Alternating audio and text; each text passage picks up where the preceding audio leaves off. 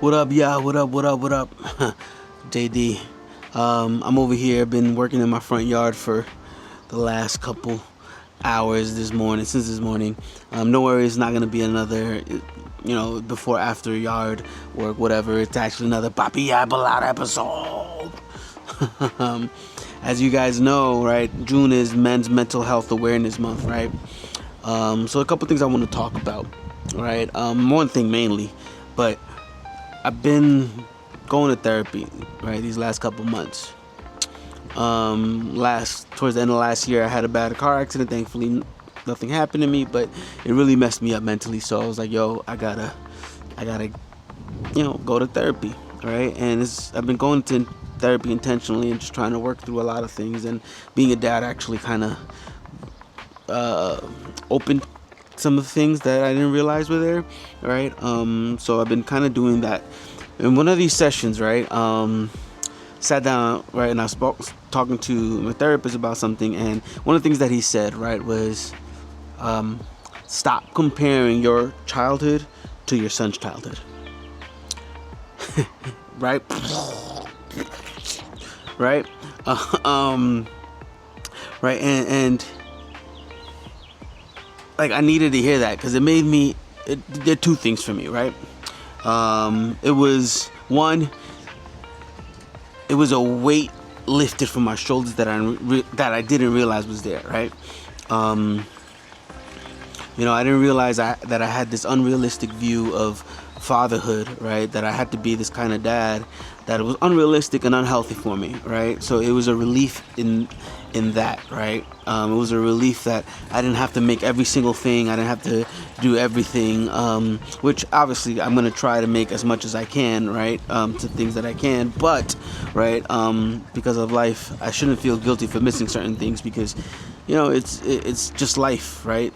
And my son still knows that I love him, right? And he's still gonna know that, right? So it was a relief in that, right? And then the other thing that it did for me was, it challenged me, right? It challenged me in a couple ways. Where one, the fact that I have to stop grieving my childhood, right? Yes, my dad wasn't around for a lot of things, right? But I have to stop grieving that and pouring that grief into my son's childhood, right? Because his childhood is not the same as my childhood, obviously, right? So it challenged me to that, right? To stop grieving that, to heal some of the things that I hadn't healed from, right?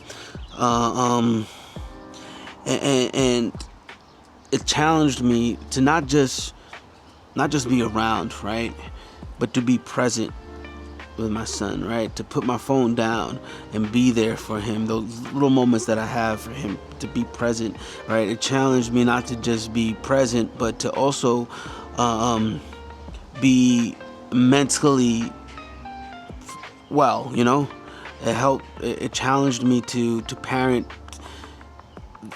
differently, right? To be emotionally well, to be mentally well, right? And it really just challenged me in that sense, right? To parent differently, right? And also the other thing that I think about now, right, is I think parents, we do that unintentionally, right? We tell our kids, oh, when I was your age, this, and that. I didn't have this. I didn't have that, right?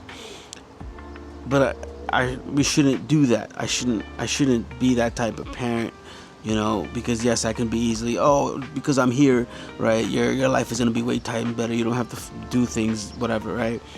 But no, it's also my son's first time experiencing everything. You know what I'm saying?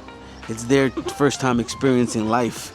Right, so it's gonna be very different for them, and I have to be okay with that too, Yeah.